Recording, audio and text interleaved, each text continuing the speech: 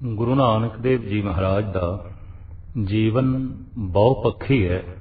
ਉਂਝ ਤੇ ਹਰ ਵਿਅਕਤੀ ਆਪਣੀ ਜ਼ਿੰਦਗੀ ਦਾ ਕੁਝ ਹਿੱਸਾ ਸਮਾਜਿਕ ਰੱਖਦਾ ਹੈ, ਧਾਰਮਿਕ ਰੱਖਦਾ ਹੈ ਔਰ ਜੀਵਨ ਦੇ ਕੁਝ ਆਧਾਰ ਰਾਜਨੀਤਿਕ ਨੇ। ਜੀਵਨ ਇਹਨਾਂ ਤਿੰਨਾਂ ਬਨੇਰਿਆਂ ਦੇ ਵਿੱਚੋਂ ਹੀ ਲੰਘਦਾ ਹੈ ਔਰ ਇਹ ਤਿੰਨ ਮਜ਼ਬੂਤ ਚਾਹੀਦੇ ਨੇ, ਮਹਾਨ ਚਾਹੀਦੇ ਨੇ। ਰਹਿਬਰੀ ਪੁਰਸ਼, ਧਾਰਮਿਕ ਇਨਸਾਨ, ਪੈਗੰਬਰੀ ਪੁਰਸ਼ ਅਸੀਂ ਉਸ ਨੂੰ ਕਹਿੰਦੇ ਹਾਂ ਜਿਸ ਦੇ ਜੀਵਨ ਦੇ ਇਹ ਤਿੰਨੇ ਪਹਿਲੂ ਉਸਾਰੂ ਹੋਣ ਔਰ ਸੰਸਾਰ ਨੂੰ ਪ੍ਰੇਰਨਾ ਦੇਣ ਵਾਲੇ ਹੋਣ, ਆਨੰਦ ਤੇ ਸੁਖ ਸ਼ਾਂਤੀ ਵੰਡਣ ਵਾਲੇ ਹੋਣ। ਨਾਨਕ ਨਾਮ ਜਾਪਦਾ ਹੈ ਇਹ ਇਸ ਦੇਸ਼ ਦੀ ਭਾਸ਼ਾ ਦੇ ਚੋਂ ਨਹੀਂ ਆਇਆ, ਅਗੰਮੀ ਆਇਆ ਹੈ, ਅਨਾਹਤ ਤੋਂ ਆਇਆ ਹੈ, ਪਰਮਾਤਮਾ ਤੋਂ ਆਇਆ ਹੈ। ਸੰਸਕ੍ਰਿਤ ਵਿਆਕਰਣ ਦੇ ਗਿਆਨੀ ਨਾਨਕ ਦੇ ਅਰਥ ਇੰਜ ਕਰਦੇ ਨੇ, ਨਾ ਅਨੇਕ, ਜਿਹਦੇ ਚ ਅਨੇਕਤਾ ਨਹੀਂ, ਜਿਸ ਦੇ ਚ ਦੂਜੀ ਗੱਲ ਨਹੀਂ, ਜਿਸ ਦੇ ਚ ਕੋਈ ਦੁਬਿਧਾ ਨਹੀਂ, ਜੋ ਇੱਕ ਦੀ ਗੱਲ ਕਰਦਾ ਹੈ, ਇੱਕ ਨੂੰ ਸੁਣਦਾ ਹੈ, ਇੱਕ ਨੂੰ ਵੇਖਦਾ ਹੈ, ਇੱਕ ਨੂੰ ਸੋਚਦਾ ਹੈ ਔਰ ਇੱਕ ਦੀ ਹੀ ਚਰਚਾ ਕਰਦਾ ਹੈ, ਇੱਕ ਨੂੰ ਸੁਪਨਿਆਂ ਦੇ ਚ ਲਿਆਉਂਦਾ ਹੈ, ਇੱਕ ਦੀ ਹੀ ਝਲਕ ਜਾਗਰਤ ਅਵਸਥਾ ਦੇ ਚ ਦੇਖਦਾ ਹੈ। ਜਿਹਦਾ ਉਪਦੇਸ਼ ਇੱਕ ਦਾ ਹੈ, ਜਿਹਦਾ ਸੰਦੇਸ਼ ਇੱਕ ਦਾ ਹੈ, ਉਹਨੂੰ ਕਹਿੰਦੇ ਨੇ ਨਾਨਕ, ਨਾ ਅਨੇਕ, ਜਿਹਦੇ ਚ ਅਨੇਕਤਾ ਹੈ ਹੀ ਨਹੀਂ। ਗੁਰੂ ਨਾਨਕ ਦੇਵ ਜੀ ਮਹਾਰਾਜ ਦਾ ਕਲਾਮ ਵੀ ਏਕੇ ਤੋਂ ਸ਼ੁਰੂ ਹੁੰਦਾ ਹੈ। ਗੁਰੂ ਗ੍ਰੰਥ ਸਾਹਿਬ ਜੀ ਮਹਾਰਾਜ ਦਾ ਪਹਿਲਾ ਅਕਸ਼ਰ ਇੱਕ ਹੈ ਤੇ ਗੁਰੂ ਨਾਨਕ ਦੇਵ ਜੀ ਮਹਾਰਾਜ ਦੀ ਸਾਰੀ ਵਿਚਾਰਧਾਰਾ ਇੱਕ ਦੇ ਆਲੇ ਦੁਆਲੇ ਘੁੰਮਦੀ ਹੈ, ਇੱਕ ਦੀ ਹੀ ਪ੍ਰਕਰਮਾ ਕਰਦੀ ਹੈ, ਏਕੇ ਦਾ ਹੀ ਅਨੁਸਰਨ ਕਰਦੀ ਹੈ, ਇੱਕ ਨੂੰ ਹੀ ਸਜਦਾ ਕਰਦੀ ਹੈ, ਇੱਕ ਨੂੰ ਹੀ ਪ੍ਰਣਾਮ ਕਰਦੀ ਹੈ। ਗੁਰੂ ਗ੍ਰੰਥ ਸਾਹਿਬ ਜੀ ਮਹਾਰਾਜ ਦੀ ਸਾਰੀ ਵਿਚਾਰਧਾਰਾ ਦਰਅਸਲ ਇੱਕ ਦੀ ਵਿਚਾਰ ਔਰ ਧਰਮ ਦੀ ਇਹੀ ਬੁਨਿਆਦ ਹੈ ਕਿ ਸਮੂਹ ਬ੍ਰਹਿਮੰਡ ਦੀ ਅਨੇਕਤਾ ਦੇ ਵਿੱਚੋਂ ਇੱਕ ਨੂੰ ਲੱਭਿਆ ਜਾਏ, ਇੱਕ ਨੂੰ ਸਮਝਿਆ ਜਾਏ, ਇੱਕ ਨੂੰ ਵੇਖਿਆ ਜਾਏ ਔਰ ਇੱਕ ਦੀ ਪ੍ਰਾਪਤੀ ਕੀਤੀ ਜਾਏ। ਅਗਰ ਇੱਕ ਪ੍ਰਾਪਤ ਹੋ ਗਿਆ ਤਾਂ ਦੁਬਿਧਾ ਖਤਮ, ਅਗਰ ਇੱਕ ਨੂੰ ਵੇਖ ਲਿਆ ਤਾਂ ਫਿਰ ਦੁਤੀਆ ਨਾਸਤੀ। ਅਗਰ ਸਭ ਕੁਝ ਇੱਕ ਹੈ ਔਰ ਉਸ ਏਕੇ ਵਿੱਚ ਮੈਂ ਵੀ ਹਾਂ ਤਾਂ ਫਿਰ ਦੂਜਾ ਕੌਣ ਤੇ ਤੀਜਾ ਕੌਣ, ਫਿਰ ਕੌਣ ਵੈਰੀ, ਫਿਰ ਕੌਣ ਦੁਸ਼ਮਣ, ਫਿਰ ਕੌਣ ਛੋਟਾ, ਫਿਰ ਕੌਣ ਵੱਡਾ। ਦਰਅਸਲ ਮਨੁੱਖ ਦੀਆਂ तमाम ਸਮੱਸਿਆਵਾਂ ਦਾ ਸਮਾਧਾਨ ਵੀ ਇਹ ਹੀ ਹੈ ਕਿ ਮਨੁੱਖ ਇੱਕ ਨਾਲ ਜੁੜੇ ਤੇ ਏਕੇ ਨੂੰ ਸਮਝੇ। ਤੋ ਨਾਨਕ ਦੇ ਅਰਥ ਨੇ ਜਿਹਦੇ ਚ ਅਨੇਕਤਾ ਨਹੀਂ, ਤੇ ਨਾਨਕ ਦਾ ਉਪਦੇਸ਼ ਹੈ ਹਰ ਏਕ ਸਿਮਰ, ਏਕ ਸਿਮਰ, ਏਕ ਸਿਮਰ ਭਾਈ। ਇੱਕ ਦਾ ਹੀ ਚਿੰਤਨ ਕਰ, ਇੱਕ ਨੂੰ ਆਪਣੇ ਚੇਤੇ ਦੇ ਚ ਲਿਆ, ਇੱਕ ਨੂੰ ਆਪਣੇ ਵਿਚਾਰ ਮੰਡਲ ਦੇ ਚ ਲਿਆ।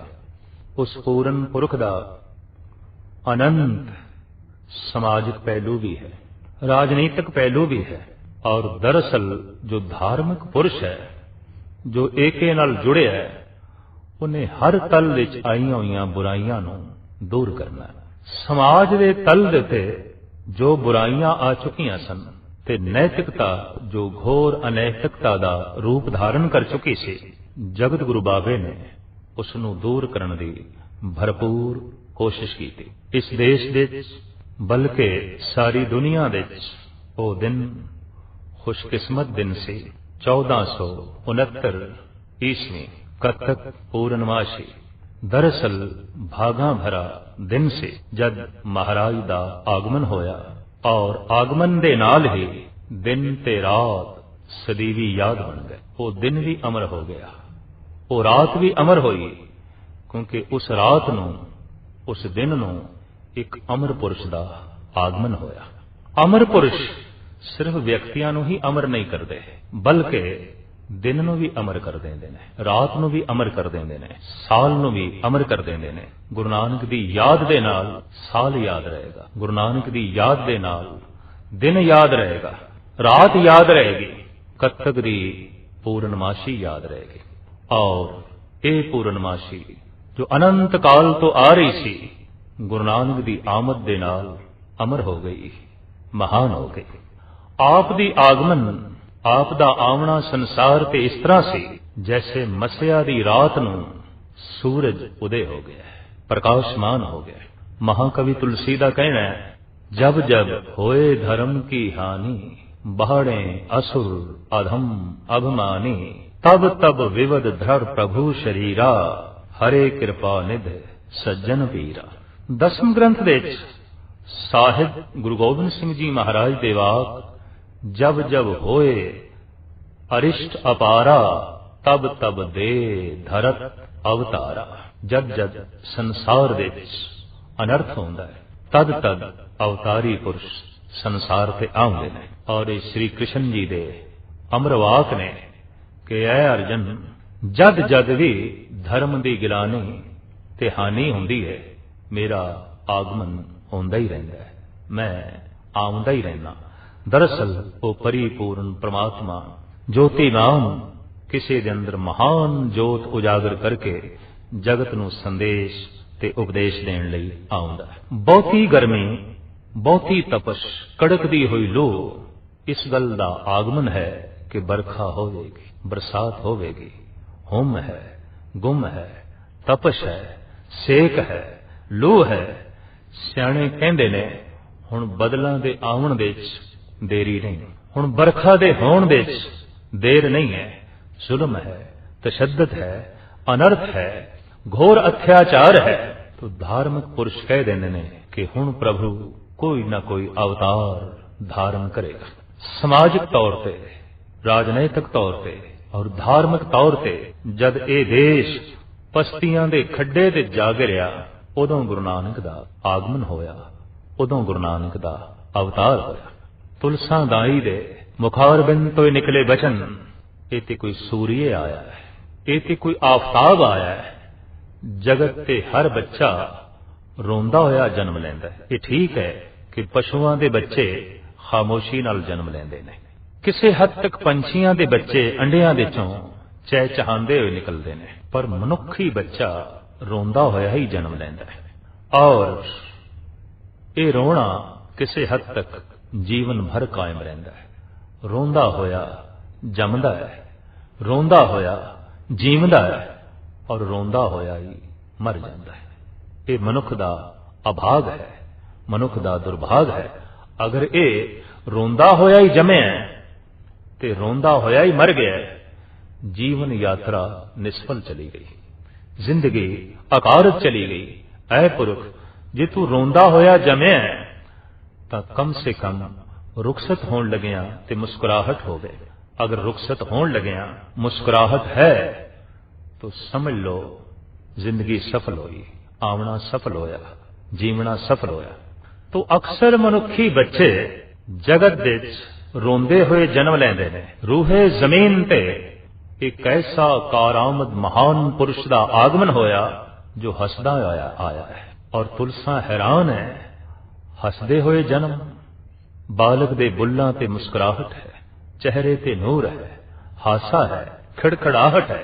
इत्थे तक ही कहना पएगा कि जो रोंदा होया आया है ये रोवेगा, ये रुलाएगा, पर जो हसता होया आया है, मुस्कुरांदा होया आया है, इन्हें खेड़े वंडने ने, इन्हें खुशियां वंडनियां ने, इन्हें हसना है, इन्हें हसाना है, इन्हें जगत दी झोली विच आनंद पाना है ते खुशियां पानियां ने। तो जगत गुरु बाबे दा आगमन होया है मुस्कुरांदे होया, हसदे होया।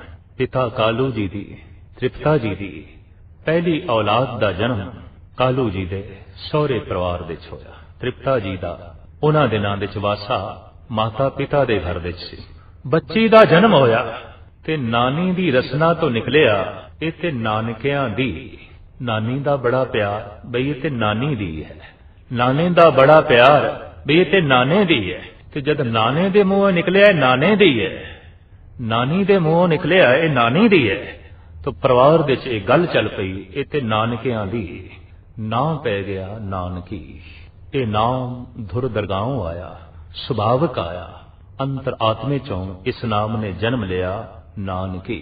मुद्दत पा राय भोए दी तलवंडी विच कत्तक दी पूर्णमाशी नूं सन 1469 ईस्वी नूं तृप्ता जी दी कुख तो पिता कल्याण दास जी दे घर विच दूसरी औलाद दा जन्म होया।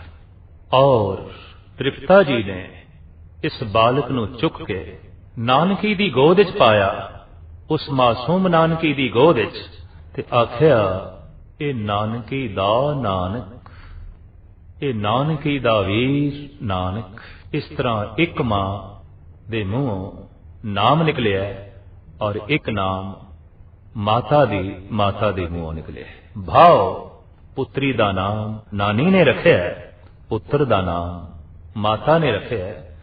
ਕਿਸੇ ਰਸਮੋ ਰਿਵਾਜ ਦੀ ਛਾਪ ਨਹੀਂ, ਬਲਕਿ ਇਹਨਾਂ ਨਾਮਾਂ ਦੇ ਉੱਤੇ ਨਿਰੰਕਾਰ ਦੀ ਛਾਪ ਹੈ, ਕਰਤਾਰ ਦੀ ਛਾਪ ਹੈ, ਪਰਮਾਤਮਾ ਦੀ ਛਾਪ ਹੈ। ਇਸ ਤਰ੍ਹਾਂ ਸਾਹਿਬ ਸ੍ਰੀ ਗੁਰੂ ਨਾਨਕ ਦੇਵ ਜੀ ਮਹਾਰਾਜ ਦਾ ਨਾਮ ਸੰਸਕਾਰ ਹੋ ਗਿਆ ਔਰ ਦੁਨੀਆ ਵਿੱਚ ਵਾਕਈ ਇਹ ਪਹਿਲਾ ਨਾਮ, ਇਹ ਅਦੁੱਤੀ ਨਾਮ। ਕਯਾਮਤ ਨਾਮੇ ਦੇ ਬਾਣੀ ਵਲੀ ਨਿਆਮਤ ਅਲੀ ਸ਼ਾਹ ਦਾ ਕਹਿਣਾ ਹੈ, ਬੂਦ ਨਾਨਕ ਆਰਫੇ ਮਰਦੇ ਖੁਦਾ, ਰਾਜ਼ ਹਾਏ ਮਾਰਫਤ ਜੋ ਰਾਹੇ ਖੁਸ਼ਾ। ਜਗਤ ਵਿੱਚ ਇੱਕ ਨਾਨਕ ਨਾਮ ਦਾ ਖੁਦਾਵੰ ਤਾਲਾ ਦਾ ਨਜ਼ਦੀਕ ਖੁਦਾ ਦੇ ਰਾਜ਼ ਨੂੰ ਸਮਝਣ ਵਾਲਾ ਪ੍ਰਗਟ ਹੋਵੇਗਾ, ਜੋ ਦੁਨੀਆ ਦੇ ਉੱਤੇ ਖੁਦਾ ਦੇ ਗੁੱਝੇ ਭੇਦ ਮੁਨਜ਼ਰ ਆਮ ਕਰੇਗਾ, ਪ੍ਰਗਟ ਕਰੇਗਾ। ਔਰ ਜੋ ਇੱਕ ਸਿੱਧਾ ਤੇ ਸਰਲ ਤੇ ਸੌਖਾ ਮਾਰਗ ਪਰਮਾਤਮਾ ਦੀ ਪ੍ਰਾਪਤੀ ਦਾ ਜਗਤ ਨੂੰ ਦੱਸੇਗਾ। ਬੂਦ ਨਾਨਕ ਆਰਫੇ ਮਰਦੇ ਖੁਦਾ, ਰਾਜ਼ ਹਾਏ ਮਾਰਫਤ ਜੋ ਰਾਹੇ ਕੁਸ਼ਾ। ਸੋ ਇਸ ਤਰੀਕੇ ਦੇ ਨਾਲ ਸਾਹਿਬ ਸ੍ਰੀ ਗੁਰੂ ਨਾਨਕ ਦੇਵ ਜੀ ਮਹਾਰਾਜ ਦਾ ਆਗਮਨ ਹੋਇਆ ਤੇ ਆਪ ਸਹਿਜੇ ਸਹਿਜੇ ਵੱਡੇ ਹੋ ਰਹੇ ਨੇ। ਬੱਚਿਆਂ ਨਾਲ ਆਪ ਖੇਡਦੇ ਨੇ, ਪਰ ਖੇਡਦੇ ਚ ਵੀ ਧੁਨੀ ਸਤਨਾਮ ਦੀ ਲਾਉਂਦੇ ਨੇ। ਆਮ ਲੋਕਾਂ ਦਾ ਤਾਂ ਕਿਸੇ ਹੱਦ ਤੱਕ ਧਰਮ ਵੀ ਖੇਡ ਹੈ, ਖਿਲੌਣਾ ਹੈ, ਪਰ ਬਾਬੇ ਦਾ ਖੇਡਣਾ ਵੀ ਧਰਮ ਹੈ, ਸਾਧਨਾ ਹੈ, ਸਮਾਧੀ ਹੈ।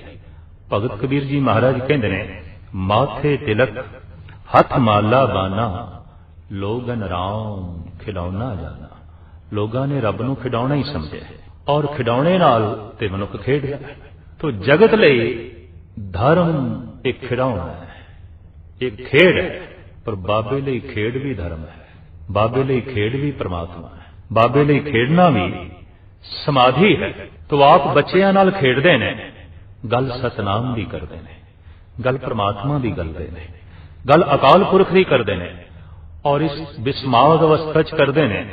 ਇਤਨੇ ਰੰਗੇ ਹੋਏ ਢੰਗ ਨਾਲ ਕਰਦੇ ਨੇ, ਇਤਨੀ ਇਕਾਗਰਤਾ ਦੇ ਨਾਲ ਕਰਦੇ ਨੇ ਕਿ ਆਪ ਦੀ ਇਕਾਗਰਤਾ ਦਾ ਅਸਰ ਬੱਚਿਆਂ ਤੇ ਵੀ ਪਿਆ ਔਰ ਬੱਚੇ ਵੀ ਸਮਾਧੀ ਲੀਨ ਹੋਏ। ਧਨ ਨੇ ਉਹ ਬੱਚੇ ਜਿਨ੍ਹਾਂ ਨੂੰ ਗੁਰੂ ਨਾਨਕ ਦੇ ਸੰਗ ਖੇਡਣਾ ਨਸੀਬ ਹੋਇਆ ਔਰ ਗੁਰੂ ਨਾਨਕ ਦੇ ਸੰਗ ਸਮਾਧੀ ਲਾਣ ਦੀ ਜਾਚ ਆਈ ਔਰ ਗੁਰੂ ਨਾਨਕ ਦੇ ਬੋਲ ਨੂੰ ਸੁਣ ਕੇ ਉਹ ਪਰਮਾਤਮਾ ਨਾਲ ਜੁੜੇ, ਅਕਾਲ ਪੁਰਖ ਦੇ ਨਾਲ ਜੁੜੇ। ਆਪ ਦੀਆਂ ਇਨ੍ਹਾਂ ਰੁਚੀਆਂ ਨੂੰ ਵੇਖ ਕੇ ਮਾਤਾ ਪਿਤਾ ਨੂੰ ਚਿੰਤਾ ਜ਼ਰੂਰ ਹੋਈ। ਲਿਹਾਜ਼ਾ ਆਪ ਜਦ ਗਾਲਬਨ 8 ਵਰਿਆਂ ਦੇ ਹੋਏ ਤਾਂ ਮਾਤਾ ਪਿਤਾ ਨੇ ਗੋਪਾਲ ਪਾਂਦੇ ਕੋਲ ਬਿਠਾਇਆ। ਗੋਪਾਲ ਜੀ, ਆਪ ਇਹਨਾਂ ਨੂੰ ਵਕਤ ਦੀ ਵਿਦਿਆ ਪੜਾਓ, ਵਕਤ ਦਾ ਗਿਆਨ ਦਿਓ ਔਰ ਇਹ ਪਟਵਾਰੀ ਦੇ ਪੁੱਤਰ ਨੇ, ਇਹਨਾਂ ਨੇ ਕੰਮ ਧੰਦਾ ਕਰਨਾ ਹੈ, ਵਪਾਰ ਕਰਨਾ ਹੈ, ਹੋਰ ਪਸਾਰਾ ਇਹਨਾਂ ਨੇ ਪਸਾਰਨਾ ਹੈ। ਇਸ ਲਈ ਆਪ ਇਹਨਾਂ ਨੂੰ ਮਹਾਨ ਵਿਦਵਾਨ ਬਣਾਓ। ਕਹਿੰਦੇ ਨੇ ਪਾਠਸ਼ਾਲਾ ਦੇ ਜਦ ਗੁਰੂ ਨਾਨਕ ਦੀ ਤਖਤੀ ਦੇ ਉੱਤੇ ਗੋਪਾਲ ਪਾਂਦੇ ਨੇ ਊੜਾ ਲਿਖਿਆ ਔਰ ਊੜਾ ਇਸ ਗੱਲ ਦੀ ਸੂਚਨਾ ਵੀ ਹੈ ਕਿ ਇਹ ਲਿਪੀ ਗੁਰੂ ਨਾਨਕ ਤੋਂ ਪਹਿਲੇ ਸੀ ਔਰ ਇਹ ਲਿਪੀ ਕੁਝ ਐਸੀਆਂ ਪੁਸਤਕਾਂ ਦੇ ਵਿੱਚ ਵੀ ਮਿਲੀ ਹੈ ਜੋ ਗੁਰੂ ਨਾਨਕ ਦੇਵ ਜੀ ਮਹਾਰਾਜ ਤੋਂ ਪਹਿਲੇ ਦੀਆਂ ਲਿਖੀਆਂ ਹੋਈਆਂ ਨੇ। ਲਿਹਾਜ਼ਾ ਭਾਸ਼ਾ ਵਿਭਾਗ ਨੇ ਵੀ ਇਸ ਸੰਬੰਧ ਵਿੱਚ ਸੋਧ ਕਰਕੇ ਦਾਅਵਾ ਕੀਤਾ ਹੈ ਕਿ ਲਿਪੀ ਬਹੁਤ ਪੁਰਾਣੀ, ਸਿਰਫ ਇਸ ਨੂੰ ਗੁਰੂ ਨਾਨਕ ਦੇਵ ਜੀ ਮਹਾਰਾਜ ਨੇ ਅਪਣਾਇਆ ਹੈ ਤੇ ਅਪਣਾਉਣ ਕਰਕੇ ਇਸ ਲਿਪੀ ਦਾ ਨਾਮ ਪੈ ਗਿਆ ਗੁਰਮੁਖੀ। ਇਸ ਲਿਪੀ ਦੀ ਪੜ੍ਹਾਈ ਜਾਰੀ ਕੀਤੀ ਗੁਰੂ ਅੰਗਦ ਦੇਵ ਜੀ ਮਹਾਰਾਜ ਨੇ ਔਰ ਬਾਅਦ ਵਿੱਚ ਸਹਿਜੇ ਸਹਿਜੇ ਇਹ ਲਿਪੀ ਪੰਜਾਬ ਦੇ ਭਾਸ਼ਾਵਾਂ ਵਿੱਚ ਔਰ ਬੋਲਚਾਲ ਵਿੱਚ, ਅੱਖਰਾਂ ਵਿੱਚ ਲਿਖੀ ਜਾਣ ਲੱਗੀ ਔਰ ਇਸ ਢੰਗ ਦੇ ਨਾਲ तमाम ਧਾਰਮਿਕ ਸਿੱਖ ਜਗਤ ਦਾ ਸਾਹਿਤ, ਇਤਿਹਾਸ, ਗਿਆਨ ਇਸ ਲਿਪੀ ਵਿੱਚ ਲਿਖਿਆ ਗਿਆ। ਊੜਾ ਲਿਖਿਆ ਗੋਪਾਲ ਪਾਂਦੇ ਨੇ ਤੇ ਗੁਰੂ ਨਾਨਕ ਦੇਵ ਜੀ ਮਹਾਰਾਜ ਪੁੱਛਦੇ ਨੇ ਇਸ ਦਾ ਅਰਥ। ਤੋ ਪਾਂਦਾ ਕਹਿੰਦਾ ਇੱਕ ਅੱਖਰ ਦਾ ਤੇ ਕੋਈ ਅਰਥ ਨਹੀਂ, ਆਖਿਰ ਇੱਕ ਦੋ ਅਕਸ਼ਰ ਜੁੜਨ, ਪੂਰਾ ਸ਼ਬਦ ਬਣੇ ਤੇ ਫਿਰ ਉਸ ਦੇ ਅਰਥ ਹੋ ਸਕਦੇ ਨੇ। ਇੱਕ ਦਾ ਤੇ ਕੋਈ ਅਰਥ ਨਹੀਂ, ਊੜੇ ਦਾ ਤੇ ਕੋਈ ਅਰਥ ਨਹੀਂ। ਤੋ ਬਾਲਕ ਗੁਰੂ ਨਾਨਕ ਦੇਵ ਜੀ ਮਹਾਰਾਜ ਫਰਮਾਨ ਕਰਦੇ ਨੇ, ਪਾਂਦਾ ਜੀ ਇਹ ਊੜਾ ਬੇਮੈਨੀ ਹੈ। ਹਾਂ, ਬੇਮੈਨੀ ਹੈ, ਇਹਦੇ ਕੋਈ ਮੈਨੇ ਨਹੀਂ। इसका कोई अर्थ नहीं। तो गुरु नानक देव जी महाराज एकदम अपने वस्त्र झाड़ के खड़े हो गए और कहने लगे, पांदा जी फिर बेमैनी अखर मैं नहीं पढ़ने, और इस दुनिया दे मैं बेमैनी अखर पढ़न वास्ते नहीं आया। जिस अखर का कोई मकसद नहीं, जिस अखर का कोई अर्थ नहीं, जिस लफ्ज दे कोई मैने नहीं, वो मैं नहीं पढ़ने। आप जैसे चले ने ते पांदे ने डांट के रोकया, नानक जी गल सुनो, एक अखर का कोई मैना नहीं होता, एक अखर दे कोई अर्थ नहीं होंदे। सतगुरु देव जी महाराज कहने लगे, जे अर्थ आउंदे होवन ते ऊड़ा भी किसी दिशा की प्रेरणा देंदी है, ऐड़ा भी किसी मार्ग की सूचना देंदा है, सस्सा भी किसी होंद नाल जोड़दा है, ते कक्का भी किसी दुनिया दे पहुंचांदा है। तो हैरान हो गया पांदा, और वो कहता है ये नामुमकिन है, ऐसा नहीं हो सकता कि एक अखर दे लिए कोई मैने हो, कोई अर्थ हो, लिख के दसो, मैनू दसो। तो मेरे पातशाह ने अपने उस्ताद के सामने पट्टी लिखी है, पांदे के सामने पट्टी लिखी है, और ये पट्टी गुरु ग्रंथ साहब जी महाराज दे आसा राग के अंदर दर्ज है, और जिसका सिरलेख है आसा मल्ला पहला पट्टी लिखी। गुरु नानक ने तख्ती लिखी, गुरु नानक ने पट्टी लिखी, जिसनू पढ़ के पांदा समाधि विच चला गया। सस्से सोए सृष्ट जिन साजी सबना कारण एक भया। ऐ पांदे तू सस्से तू ए प्रेरणा क्यों नहीं लैंदा कि उसने ही सारी सृष्टि की साजना की है, वही साजनहार है। सस्से तू ये प्रेरणा लै कि वह साजनहार है, वो सृष्टि का रचयिता है। गुरु ग्रंथ साहब जी महाराज दे आप दी पट्टी है, गुरु अर्जन देव जी महाराज की 52 अखरी है, ते भगत कबीर जी महाराज की 52 अखरी है। एक एक अखर तो परमात्मा की दिशा की प्रेरणा लैनी। जैसे भगत कबीर भी कहना, ओ अंकार आद मैं जाना लिखे अर मेठे ताए न माना। ऊड़े तो मैं ये प्रेरणा ले कि वो जो ओ अंकार है वो अनादि है, वो मेटिया नहीं जा सकता, वो बनाया नहीं जा सकता, वो आकार तो रह है। मैं इस ऊड़े तो वो अंकार की प्रेरणा ली है, मैं इस ऊड़े तो वो अंकार दे नाल जुड़िया, और मैनू इस ऊड़े ने एके दा बोध करा दिता है। दरअसल कबीर दा ते ऐसा कहना है, अखर अंदर त्रिभुवन धारे। अखरां दे ही ते तीन लोकां दा ज्ञान है। ते गुरु नानक देव जी महाराज दा भी फरमान, अखरी नाम अखरी साला अखरी ज्ञान गीत गुण गा, अखरी लिखण बोलन बाण अखरां सिर संजोग वखाण। जगत दे सारे संजोग मिजोग ज्ञान ध्यान संगीत गाना बजाना, इहदी सारी विद्या अखरां दे विच है। इस वास्ते गुंगा मनुख ना कवि हो सकता है, ना दार्शनिक हो सकता है, ना संगीतकार हो सकता है। जिंदगी दे हर पहलू दे द्वार गुंगे लई बंद हो जाते हैं, क्योंकि उहदे कोल अखर कोई नहीं। आवाज है, अल्फाज नहीं, धुन ते है पर अक्षर नहीं है। ते अक्षरां दे नाल ही ते जगत दा ज्ञान दिता जांदा है और लिता जांदा है। इस वास्ते गुरु बाबा ते दावे नाल कहंदे ने, अखरी नाम अखरी साला अखरी ज्ञान गीत गुण गा। अखरां दे गीत होवे, अखरां दे ज्ञान होवे, ते अखरां दे बोध नाल परमात्मा दा बोध मिले। वो अखर बेमैनी नहीं हो सकते। एक एक अखर दे कोई मैना है, एक एक अखर किसी दिशा की प्रेरणा है, और एक एक अखर दे विच अमृत रस भरिया होया है। अगर अखरां दा बोध होवे, उस तख्ती नूं पढ़ के, उस पट्टी नूं पढ़ के, गुरु नानक दी बांह पकड़ के पांदा पिता कल्याण दास जी पास आया और आखण लगा, पटवारी जी मेहता जी थोड़े इस बालक नूं मैं नहीं पढ़ा सकता, और हकीकत यह है, सच्चाई ये है, ये जगत विच पढ़न वास्ते नहीं आया, पढ़ाण वास्ते आया है। ये कुछ समझण लई नहीं आया, ये समझाण लई आया है। जन्मां जन्मांतरां दे बंद द्वार अज इसने मेरे खोल दिते ने। अज मेरे द्वार, मेरे कपाट खुल गए ने। अज मैनू हकीकत दा बोध होया है। मैं बहुत कुछ पढ़ाया है, बहुत कुछ पढ़ाया है, पर अफसोस मैं तो एक अखर भी नहीं पढ़िया। पर अज ये जो मेरे कोल बालक पढ़न आया है, इन्हें मैनू बहुत कुछ पढ़ा दिता। एक अखर विच बहुत कुछ पढ़ा दिता, बहुत सारा बोध करा दिता, बहुत सारा ज्ञान करा दिता। तो साहिब श्री गुरु नानक देव जी महाराज नूं जद इस ढंग नाल पांदा नहीं पढ़ा सकिया, तो मजबूर होके पिता कल्याण दास जी ने मौलवी पास बिठाया। आख्या, मौलवी साहब तुसीं पर्शियन पढ़ाओ, इन्हां नूं फारसी पढ़ाओ। तां गुरु नानक दा उत्थे भी यही प्रश्न सी। मौलवी साहब ਅਲਫ ਦੇ ਮਾਇਨੇ ਦੱਸੋ, ਅਲਫ ਦੇ ਅਰਥ ਦੱਸੋ। ਤੇ ਮੌਲਵੀ ਨੇ ਸਿਰ ਠੋਕ ਕੇ ਕਹਿ ਦਿੱਤਾ ਅਲਫ ਇਹਦੇ ਕੋਈ ਮਾਇਨੇ ਨਹੀਂ। तो गुरु नानक देव जी महाराज कहने लगे ਅਲਫ ਤੇ ਆਪਣੇ ਵਿੱਚ ਅੱਲਾ ਨੂੰ ਛੁਪਾਈ ਬੈਠੇ। जो ਅਲਫ ਦਾ ਉਚਾਰਨ नहीं कर सकता वो अल्लाह ਦਾ ਉਚਾਰਨ किस तरह करेगा, ਤੇ जो अल्लाह ਦਾ ਉਚਾਰਨ नहीं कर सकता वो अल्लाह ਨਾਲ जुड़ेगा किस तरह, अल्लाह ਨੂੰ ਸਮਝੇਗਾ किस तरह। तो ਅਲਫ ਤੇ ਕਿਸੇ ਮਾਰਗ ਦੀ ਪ੍ਰੇਰਨਾ ਹੈ, ਅਲਫ ਤੇ ਕਿਸੇ ਨਾਲ ਜੁੜਨ ਦਾ ਬਹਾਨਾ ਹੈ, ਅਲਫ ਤੇ ਕਿਸੇ ਮੰਜ਼ਿਲੇ ਮਕਸੂਦ ਤੱਕ ਪਹੁੰਚਣ ਦਾ ਇੱਕ ਸਹਾਰਾ ਹੈ। ਗੁਰੂ ਨਾਨਕ ਨੇ ਇਹ ਬਚਨ इतने बिस्मादी रंग विच कहे, इतनी काबरता विच कहे, इतनी मस्ती विच कहे कि हंकारी मौलवी दा मस्तक झुक गया। और आपने गुरु नानक दी कदम बोसी की थी, आख्या हाँ ये अलफ ते अल्लाह दा ही सूचक है, ये अल्लाह ही अलफ दे समाया होया है ते ये अलफ ही अल्लाह नूं प्रगट करदा है। जद पिता कालू मायूस होए इस गल तो कि मौलवी ने और पांदे ने भी गुरु नानक नूं पढ़ाया नहीं, तो आपने स्वयं कोशिश की थी कि असी गुरु नानक देव जी महाराज नूं कुछ दसीए। पर जितना पिता कालू जी जगत बारे दसदे ने उतना गुरु नानक देव जी जगत दे करते बारे गल करते हैं। जितना पिता कालू संसार की गल करता है उस तो वध कई गुणा गुरु नानक देव जी महाराज निरंकार की गल करते। जितनी गल पिता कालू वपार दी करे साहिब श्री गुरु नानक देव जी महाराज उतनी ही गल करतार दी करन। वपार ते करतार दा तालमेल ना बैठे, संसार ते निरंकार दा तालमेल ना बैठे, और इस तालमेल ना बैठन करके पिता ते पुत्र दा भी तालमेल ना बैठे। और पिता औखा ही रहा, जैसे जगत दे रहबरी पुरुषां तो मां बाप औखे रहने, उंज भी सियाणे कहंदे ने कि महापुरुषों तो गालबन तीन लोग फायदा नहीं उठा सकते, प्रथम मां बाप, दूसरे शरीक और तीसरे दुश्मन। ये महापुरुष नूं बहुत नेड़ियों नहीं देख सकते और ना ही जो है समझ सकते हैं। इस वास्ते वो उपरों उपरों वेख लेन ते दूरी बनी रहती है, संबंध नहीं जुड़ता।